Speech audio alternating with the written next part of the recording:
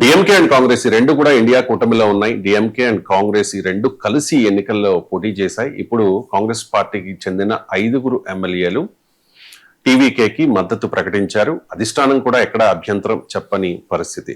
So దీని మీద DMK నేత శరవణన్ అన్నాదురై ఒక పోస్ట్ చేశారు. Sir, the 5 seats Congress was able to win in these elections was due to DMK. When the BJP RSS was trolling Rahul Gandhi as Pappu, it was our leader MK Stalin who declared him as the prime ministerial candidate, just putting things in a perspective అని చెప్పేసి. Sir, ఇప్పుడు డిఎంకేకి కాంగ్రెస్ అన్యాయం చేసిందా? అది వాస్తవం. సర్వానంద్ అన్నది నిజం.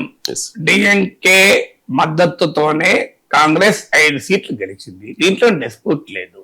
ఖచ్చితంగా డిఎంకే పెద్ద పార్టీ, కాంగ్రెస్ చిన్న పార్టీ. అఫ్ కోర్స్ కాంగ్రెస్ ఓట్లు కూడా డిఎంకేకి పడ్డాయి, అది కాదనిలేము.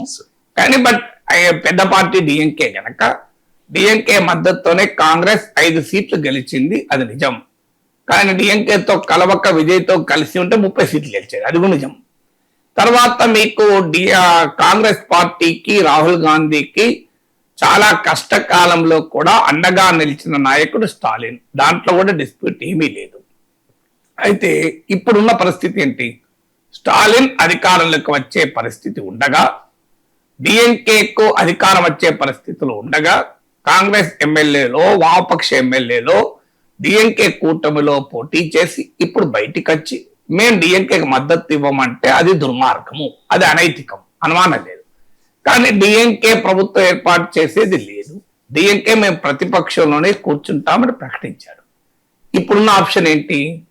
ఇప్పుడున్న ఆప్షన్ ఒకటి విజయ్ రావడం, 2 ఏడీఎంకే బీజేపీ మద్దతుతో రకరకాల ఆపరేషన్స్ చేసి, ఎందుకంటే కర్ణాటక, మధ్యప్రదేశ్, మీకు దేశమంతటా చూశాం కదా ఈ ట్రెండ్ ఎలా చేస్తారు. మహారాష్ట్ర, సో ఎమ్మెల్యేల లాగి పార్టీలను చీల్చి ఏదో రూపంలో ఎన్డీఏ ప్రభుత్వం ఏర్పాటు చేయడం, లేదంటే విజయ్ పైన సిబిఐ, ఈడీ, ఐటీని ప్రయోగించి విజయ్ని గవర్నర్ను ఉపయోగించి విజయ్ని నువ్వు ఎన్డీఏలో చేరితే నిన్ను గవర్నర్ ముఖ్యమంత్రిగా ఆహ్వానిస్తాడు, లేకపోతే ఆహ్వానించడని ఫోర్స్ చేసి విజయ్ ఎన్డీఏ ముఖ్యమంత్రిగా పెట్టడం. ఇప్పుడు కాంగ్రెస్ పార్టీ ముందున్న ఆప్షన్ ఏంటి? స్టాలిన్ ముఖ్యమంత్రి లేదా ఎన్డీఏ ముఖ్యమంత్రిగా విజయ్, 2 ఉన్నదనుకోండి, ఖచ్చితంగా స్టాలిన్ ముఖ్యమంత్రిని ఎంచుకోవాలి. ఎందుకంటే స్టాలిన్తో కలిసి డిఎంకేతో కలిసి పోటీ చేశారు. ఇప్పుడున్న ఆప్షన్ అది కాదు. మీకు డిఎంకే ప్రభుత్వము, ఎన్డీఏ లో భాగంగా విజయ్ ప్రభుత్వము మధ్య ఆప్షన్ గా ఉంటే ఖచ్చితంగా స్టాలిన్ వైపు ఉండాలి. ఇప్పుడు ఆప్షనే లేదు. ఇప్పుడు ఆప్షన్ ఏంటి? పోనీ స్టాలిన్ ముఖ్యమంత్రి, విజయ్ ముఖ్యమంత్రి అంటే కూడా స్టాలిన్ తోనే ఉండాలి, దాంట్లో కూడా డౌట్ లేదు. కానీ ఇప్పుడు ఆప్షన్ స్టాలిన్ లేనే లేడు. ఇప్పుడు ఆప్షన్ ఎవరు? విజయ్ని ఎన్డీఏతో కలవకుండా, బీజేపీలోతో కలవకుండా, ఎన్డీఏను లో కలవకుండా ఉంచి విజయ్కి మద్దతు ఇచ్చి విజయ్ని ముఖ్యమంత్రి చేసి తమిళనాడులో తమ ప్రత్యర్థి అయిన ఎన్డీఏను అధికారంలోకి రాకుండా చేయడమా, లేదు తాము మద్దతు ఇవ్వకుండా విజయ్ని అనివార్యంగా ఎన్డీఏలోకి తోయడమా? ఈ 2 ఆప్షన్స్ కదా కాంగ్రెస్ ముందు ఉన్నది, వామపక్షాల ముందు ఇది. సో మీకు స్టాలిన్ ముఖ్యమంత్రిగా అడ్డుకుంటే తప్పు, ఆ పని చేయడం లేదు. ఇక్కడ స్టాలిన్ ముఖ్యమంత్రిగా అడ్డుకుంటే తప్పు, డిఎంకే ప్రభుత్వం ఏర్పాటుకు అడ్డుకుంటే తప్పు. ఆ ఆప్షనే లేనప్పుడు ఉన్న 2 ఆప్షన్స్ లో ఏది బెటరు రాజకీయంగా? ఒక పార్టీ రాజకీయంగా ఆలోచిస్తే కదా, ఒక పార్టీ రాజకీయంగా ఆలోచించకుండా ఇంకో రకంగా ఆలోచించలేదు కదా. ఇప్పుడు మీకు డిఎంకేకు సంబంధం లేకపోవచ్చు, కాంగ్రెస్ పార్టీకి దేశంలో బీజేపీ ప్రత్యర్థి కదా. సో విజయ్ ఎన్డీఏలోకి పోకుండా ఆపేందుకు కాంగ్రెస్ పార్టీ రాజకీయ నిర్ణయం తీసుకుంది. ఇందులో ద్రోహం ఎక్కడుంది? అది రాజకీయం కదా. ద్రోహం ఎట్లయితుంది? నిజంగా చెప్పాలంటే నితీష్ కుమార్ 2015లో మహాగఠబంధన్లో భాగంగా ముఖ్యమంత్రి అయ్యాడు. మహాగఠబంధన్లో భాగంగా కాంగ్రెస్ ఆర్జేడీలతో కలిసి ఎన్నికల్లో గెలిచాడు. ఆ తర్వాత పార్టీ మారి, కూటమి మారి బీజేపీతో కలిసి ఎన్డీఏ ముఖ్యమంత్రి అయినప్పుడు ఈ అనైతికం కనిపించలేదా రాజకీయాలకు? అక్కడైతే మీకు గెలిచింది, ముఖ్యమంత్రి అయింది కాంగ్రెస్ ఆర్జేడీల మద్దతుతో.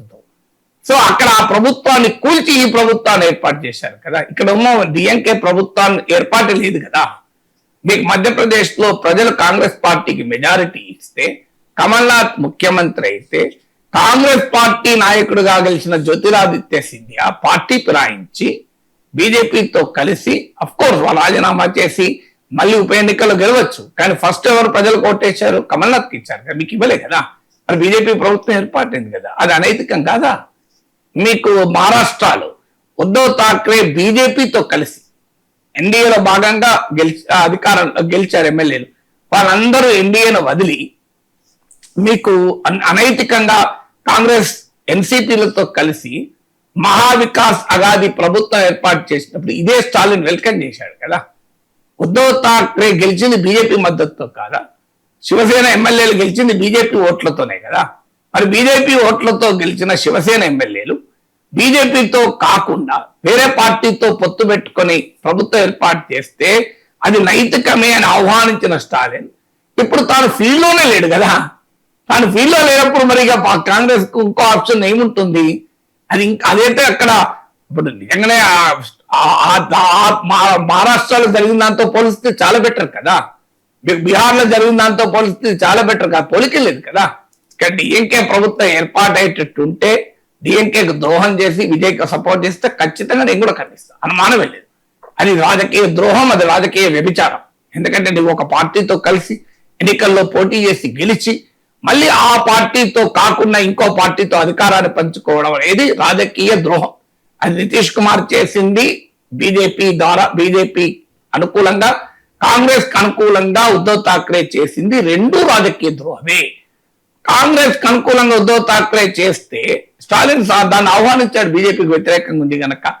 ఇప్పుడు మరి తన వరకు వచ్చే వరకు తనకు ద్రోహమే చేయలేదు కదా. ఇక్కడ డిఎంకేని ఎక్కడ వదులుకున్నారు? ఇప్పటికి కూడా ఇండియా కూటమిలో డిఎంకే భాగమనే చెప్తున్నారు. డిఎంకే పట్ల మాకు సంపూర్ణ గౌరవం ఉంది అని కూడా అన్నారు. ఆల్ ఇండియా కాంగ్రెస్ కమిటీ ప్రకటించకుండా రాష్ట్ర కాంగ్రెస్ తో ప్రకటింపజేశారు. ఎక్కడ డిఎంకే గౌరవం జరగద్దని. Then what next? నువ్వు లేవు ఫీల్డ్ లో ఉంటే డిఫరెంట్ కేసు కదా. ఫీల్డ్ లో లేనప్పుడు చేతుల విజయ్ ఎన్డీఏ వైపు తోయాలా, లేదా ఎన్డీఏకు వ్యతిరేకంగా విజయ్ నిలపాలా?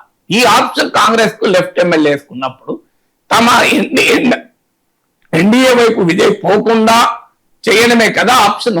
డెమోక్రటిక్ గా పాలిటిక్స్ లో చేతుల తమ ప్రత్యర్థిని తమిళనాడులో అధికారం రావటానికి సహకరించాలా?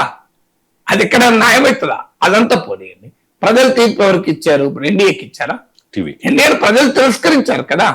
ప్రజలు తిరస్కరించిన ఎన్డీఏ అధికారంలోకి రావడానికి కాంగ్రెస్ సహకరించాలి, వామపక్షాలు సహకరించాలి అంటే ఎందుకు సహకరిస్తారు?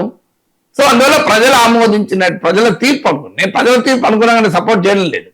ఇప్పుడు బీజేపీకి బెంగాల్లో ప్రజలు తీర్పు చెప్పారు కనుక తృణమూల్ కాంగ్రెస్ వెళ్ళి బీజేపీ సపోర్ట్ చేయమని అడగాం కదా.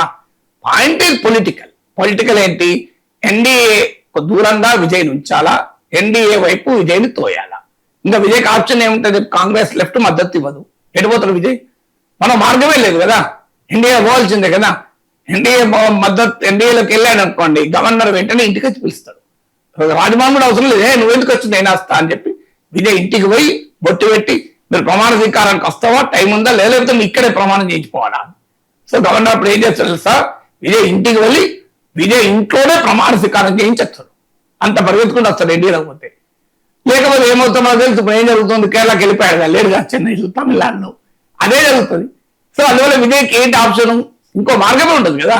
ఇప్పుడు ఆయన ప్రజలు ఎన్నుకున్నారు, వెంటనే అసెంబ్లీ ఎలక్షన్ ఎవరు కోరుకోరు, ప్రజాస్వామ్యంలో కోరుకోవద్దు కూడా. అప్పుడు ఏం చేస్తారు విజయ్? ఇంకో మార్గం లేదు, you have to go to NDA కదా. లేదా అందరు రిజైన్ చేసి మళ్ళీ బై ఎలక్షన్ పోయినా రాలేదు, అందరు రిజైన్ చేసినా బై ఎలక్షన్ వస్తుంది నేను గ్యారెంటీ లేదు కదా. ఏం చేయాలి మరి? సో అందువల్ల తనకు ఒక మార్గం ఉండదు. ఆ సిచ్యువేషన్ రాకుండా ఉండేది. కాంగ్రెస్ పార్టీ స్పష్టంగా చెప్పింది, బీజేపీ తమిళనాడులో అధికారంలోకి రాకుండా ఉంచేందుకు మేము ఈ చర్య తీసుకుంటున్నాం, డిఎంకేకు ద్రోహం చేయడం మా ఉద్దేశం కాదు అని.